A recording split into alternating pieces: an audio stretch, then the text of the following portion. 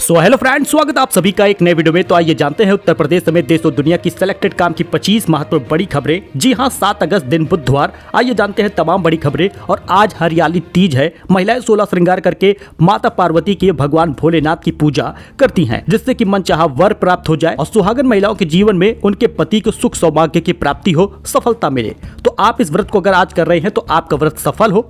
चलिए वीडियो में बने रहिए और पूरा अंत तक देखिएगा। कई सारे अपडेट लेकर आए हैं।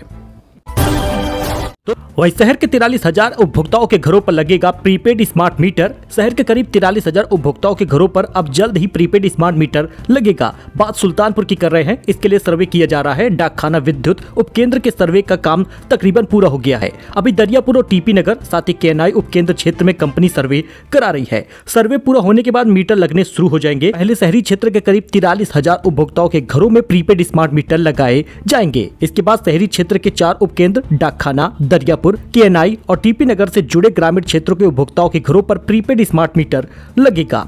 इंजीनियरों के मुताबिक सर्वे का कार्य एक कंपनी की ओर से किया जा रहा है और जल्द ही ये काम पूरा हो जाएगा। उपभोक्ताओं को मोबाइल की तरह रिचार्ज कराना होगा स्मार्ट मीटर को। तो बांग्लादेश में हिंदू मंदिरों पर हमले हुए, हालात बेकाबू हैं। विदेश मंत्री जयशंकर ने संसद में दी पूरी जानकारी। बांग्लादेश में हिंदू मंदिरों को टारगेट किया गया है। वहां तख्ता पलट होने के बाद हालात बेकाबू हैं, लेकिन हम ढाका प्रशासन के संपर्क में जुड़े हैं, ऐसा विदेश मंत्री एस जयशंकर ने बताया है। वहां पर अंतरिम सरकार के गठन की कोशिश हो रही है। उन्होंने कहा, बांग्लादेश में खासतौर पर हिंदू कारोबारियों के प्रदर्शन के दौरान निशाना बनाया गया है। 20,000 भारतीय बांग्लादेश में है। 8,000 लोगों को वापस बुला लिया गया है और 12,000 लोग अभी भी वहाँ पर रुके हैं। शेख हसीना के बांग्लादेश छोड़ भारत आने पर बोली कंगना रनौत, मुस्लिम देश में कोई भी सुरक्षित नहीं है। हम भाग्यशाली हैं कि राम राज्य में है। बांग्लादेश में जारी हिंसा के बीच शेख हसीना ने प्रधानमंत्री पद से इस्तीफा देने के बाद अपना देश छोड़ दिया और भारत पहुंच चुकी हैं। एक्ट्रेस और हिमाचल प्रदेश के मंडी में बीजेपी सांसद कंगना रनौत ने कहा, इस बात से सम्मानित है कि शेख हसीना भारत में सुरक्षित महसूस करती हैं। मुस्लिम देशों में कोई भी सुरक्षित नहीं है।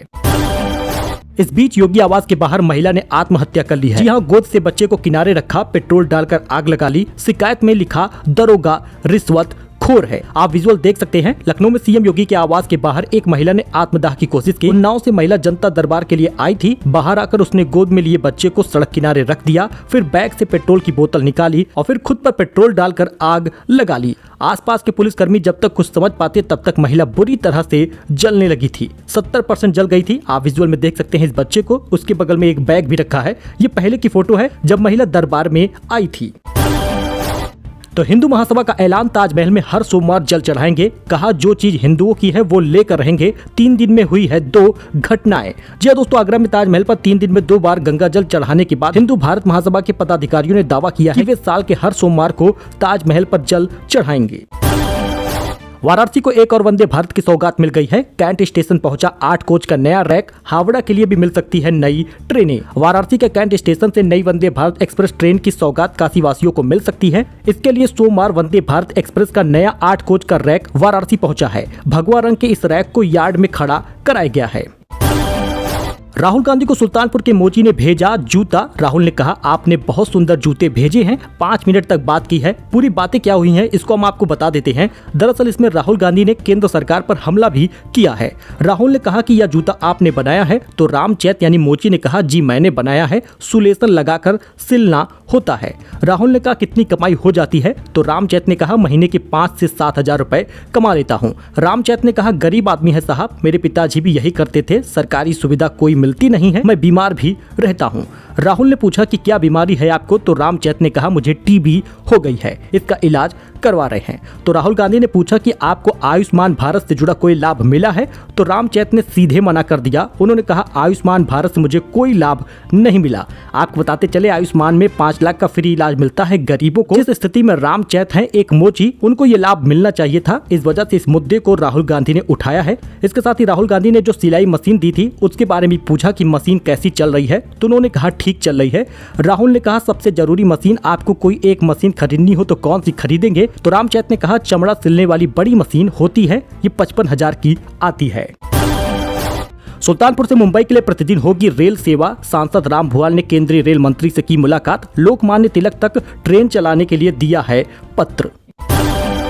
इस बीच ऊपरी स्तर पर 1300 अंक गिरा सेंसेक्स, 200 अंक की गिरावट देखने को मिली है। 78,550 के स्तर पर पहुंच गया है। रियल एस्टेट शेयर में भी तेजी देखने को मिल रही है। वही दोस्तों सोने चांदी के दाम एक बार फिर से गिर गए हैं। सोना 213 रुपए गिरकर 68,904 पहुंच गया है और चांदी की कीमत 506 रुपए घटी है और 78,444 रुपए प्रति किलो पहुंच गया है। कैरेट के हिसाब से गोल्ड की कीमत आप देख लीजिए। फिलहाल IBJA की रिपोर्ट के अनुसार 10 ग्राम 24 कैरेट का सोना 213 रुपए कम हुआ है और 68,904 का मिलेगा। इससे पहले इसकी कीमत 69,117 थी। बाकी 24 कैरेट, 22 कैरेट और 18 कैरेट की कीमत देख सकते हैं। सोना चांदी की कीमत में लगातार गिरावट हो रही है।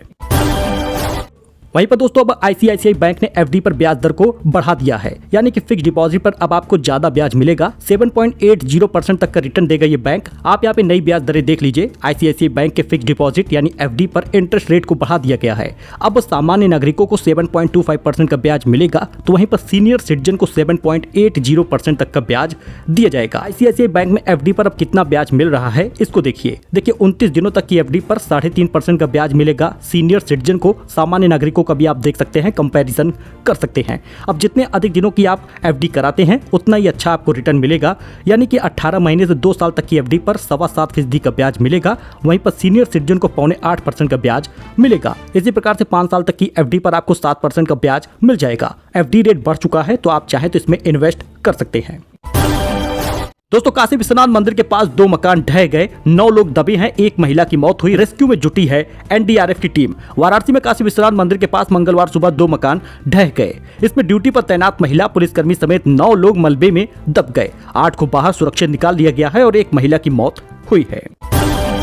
फतेहपुर में DM ने फरियादी को जड़ा थप्पड़, वीडियो भी देखने को मिल रहा है। गुस्से में कहा एक महिला खड़ी है और तू धक्का देकर आगे निकल रहा है। विजुअल आप देख सकते हैं। फतेहपुर DM C इंदुमती ने एक फरियादी को थप्पड़ जड़ दिया। दरअसल फरियादी DM को धक्का देकर आगे निकल रहा था। इससे वो गुस्सा हो गई और जमकर फटकार लगाई। कहा कि दिखाई नहीं दे रहा, एक महिला खड़ी है और तू धक्का देकर आगे निकल रहा है। इस दौरान DM काफी गुस्से में भी नजर आई हैं। तो मुसलमानों की धार्मिक आजादी छीनना चाहती है सरकार। मदनी बोले वक्फ की स्थिति प्रकृति बदलना चाहती है सरकार, जिससे जब्त करना आसान हो सके। जी हाँ दोस्तों, जमीयत उलेमा ए हिंद राष्ट्रीय अध्यक्ष मौलाना अरशद मदनी ने बयान दिया है। केंद्र सरकार की वक्फ अधिनियम 2013 में लगभग 40 संशोधन से केंद्र सरकार वक्फ अधिनियम 2013 में लगभग 40 संशोधन के साथ नया वक्फ संशोधन विधेयक 2024 संसद में पेश करने जा रही है। इन संशोधन की प्रकृति अभी तक सामने नहीं आई है और इसके पहले ही बवाल मचा हुआ है। मुसलमानों की धार्मिक आजादी छीनना चाहती है, ऐसा मदनी ने बयान दिया है। तो कूड़े के ढेर में मिली पार्वती की बदल गई जिंदगी। मेरठ में दिन रात सेवा कर रहे हैं विजयपाल और राधा। बोले रोज भोले से मांगते थे, इस सावन में मिल गया। जी हाँ, मेरठ में सामान मजदूरी कर गुजारा करने वाले विजयपाल को एक लावारिस बच्ची कचरे के ढेर में पड़ी मिली। महज 9 दिनों के साथ में विजयपाल और उसकी पत्नी राधा के लिए ये बच्ची जिगर का टुकड़ा बन चुकी है। सोते जागते दोनों एक पैर पर बच्ची के लिए खड़े रहते हैं। इनका एक एक पल इस बच्ची का चेहरा देखकर गुजर रहा है, लेकिन मन में घबराहट है कि बच्ची को कोई छीन न ले। पति पत्नी की कहानी बिल्कुल फिल्मी है। राधा के पहले पति ने उसे घर से मार पीट कर निकाल दिया दहेज के चक्कर में। फिर विजयपाल ने हाथ थामा। दोनों की हसरत थी कि एक बच्चा हो जाए। मंदिर मंदिर माथा टेका, लेकिन बच्चे नहीं हुए। हालांकि अब कूड़े के ढेर में एक बच्ची मिली है जो उनके जीवन का साथी बन गई है। तो भ्रष्टाचार की भेंट चढ़ गया 3 महीने बना पुलिया। अमेठी में पहले ही बारिश में बह गई पूरी पुलिया। ग्रामीणों ने जताई है नाराजगी। अमेठी के भ्रष्टाचार की जड़ें इतनी गहरी है कि इसका अंदाजा इसी से लगाया जा सकता है कि 3 महीने पहले RCC रोड पर बनी पुलिया पहले ही बारिश में बह गई। तो सुल्तानपुर में उपचुनाव से पहले बटी शराब की बोतल, वीडियो आप देख सकते हैं। ग्रामीण ने एक व्यक्ति को पकड़कर किया पुलिस के हवाले, जांच शुरू हुई है। सुल्तानपुर में ग्राम पंचायत उपचुनाव के ठीक पहले वोटरों को लुभाने के लिए अंग्रेजी शराब बांटी गई, जिसका वीडियो सामने आ गया है। प्रधान पद के उम्मीदवार पर शराब बंटवाने का आरोप है। हालांकि जिला प्रशासन के अधिकारियों ने रटा रटाया जवाब दिया है। कहा कि जांच के बाद ही कार्रवाई होगी। तो सभी प्राधिकरण की संपत्तियों की रजिस्ट्रियां अब वहीं पर होगी ऑनलाइन। नियमावली जारी हो गई है। उत्तर प्रदेश के विकास प्राधिकरण, आवास विकास प्राधिकरण और सभी तरह के औद्योगिक विकास प्राधिकरण की संपत्तियों की रजिस्ट्री अब उन्हीं के यहां पर ऑनलाइन होगी। इसके लिए उत्तर प्रदेश ऑनलाइन दस्तावेज रजिस्ट्रीकरण नियमावली 2024 जारी कर दिया गया है। तो लखनऊ में खत्म हो जाएगा तंदूरी कबाब, स्वाद के दीवानों के लिए आई है ऐसी खबर। तो बढ़ने लगा है विवाद। लखनऊ के मशहूर तंदूरी कबाब पर संकट गहराने लगा है। दरअसल होटल और रेस्टोरेंट में परोसे जाने वाले तंदूरी कबाबों का तंदूर बदलने वाला है। नगर निगम ने कोयला वाले तंदूर के स्थान पर गैस तंदूरों के उपयोग का प्रस्ताव किया है। इसको लेकर विवाद गहराता नजर आ रहा है। यानी कि यहाँ पर जो टुंडे कबाबी वगैरह हैं, वहां पर तंदूरी कबाबों का तंदूर बदला जाएगा, क्योंकि इससे ज्यादा धुआं होता है और प्रदूषण हो रहा है, ऐसा बयान आया है।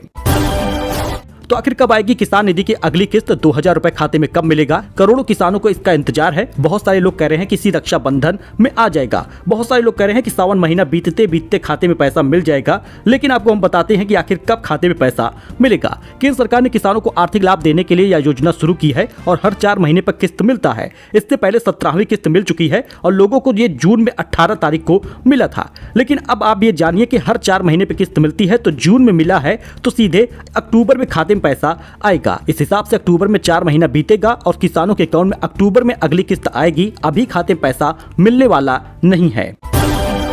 तो दोस्तों, राशन कार्ड की ई-केवाईसी लगातार हो रही है। राशन कार्ड धारकों को नहीं मिलेगा राशन अगर आपने ई-केवाईसी नहीं कराई। राशन कार्ड धारकों को ई-केवाईसी कराना बेहद अनिवार्य है। केवाईसी के बिना कोई भी राशन कार्ड धारक राशन नहीं ले पाएगा। ई-केवाईसी की प्रक्रिया के बाद राशन का लाभ मिल सकेगा। इसी को लेकर डीएम और एसडीएम ने जानकारी दी है। ई-केवाईसी की जानकारी देते हुए जिला पूर्ति अधिकारी सतीश कुमार मिश्रा ने कहा कि 4,69,000 राशन कार्ड धारक हैं, जिसमें 18,90,000 यूनिट हैं। उन्होंने बताया कि सरकार के नियमानुसार इन लोगों को ई-केवाईसी करानी है और जल्द ही ई-केवाईसी पूरा होगा। हर 20 दिन में 30% तक ई-केवाईसी की जा रही है, ऐसा बयान आया है। तो दोस्तों, उत्तर प्रदेश के 26 जिलों में आज भी होगी झमाझम बारिश, गिरेगा तापमान। जानिए आईएमडी का क्या अपडेट है। जी हां, उत्तर प्रदेश में मानसून एक्टिव हो चुका है। बीते 4 दिनों में यूपी के पूर्वी और पश्चिमी हिस्सों के कई जिलों में बारिश हो रही है। 6 अगस्त मंगलवार को भी यूपी में बादलों की आवाजाही देखने को मिली है और कई जगहों पर बारिश हुई है। लेकिन मौसम विभाग के अलर्ट के अनुसार मंगलवार के बाद बुधवार से काफी जगहों पर भारी बारिश होने वाली है। इसका अनुमान आप इस हिसाब से लगा सकते हैं कि इसके ट्रफ लाइन में बदलाव हुआ है। आईएमडी के अलर्ट के मुताबिक यूपी के गोंडा, श्रावस्ती, बहराइच, बलरामपुर, झांसी, मेरठ, गोरखपुर, ललितपुर ऐसे तमाम जिले हैं जहां पर भीषण बारिश के अलर्ट जारी हुए हैं। बनारस हिंदू यूनिवर्सिटी के मौसम वैज्ञानिक प्रोफेसर मनोज कुमार श्रीवास्तव बताते हैं कि यूपी के झांसी के करीब लो प्रेशर बना हुआ है, जिससे पश्चिमी यूपी और बुंदेलखंड के कई जिलों में अच्छी बारिश होने के आसार हैं। 9 से 10 अगस्त तक भारी से भारी बारिश होगी। सो दोस्तों, ये कुछ अपडेट था, नई जानकारी थी। आई होप कि आपको पसंद आया होगा। वीडियो पसंद आया हो लाइक करिए, सब्सक्राइब करिए, दोस्तों के साथ इस वीडियो को शेयर करिए जिससे उनको भी जानकारी प्राप्त हो सके। और आप इस वीडियो को कहां से देख रहे हैं, किस जिले से है, कमेंट करिएगा। और साथ ही आप किस पॉइंट पर खबर चाहते हैं इसको बताइएगा, आपके लिए वो खबर भी दी जाएगी। मिलते हैं नए वीडियो में, धन्यवाद।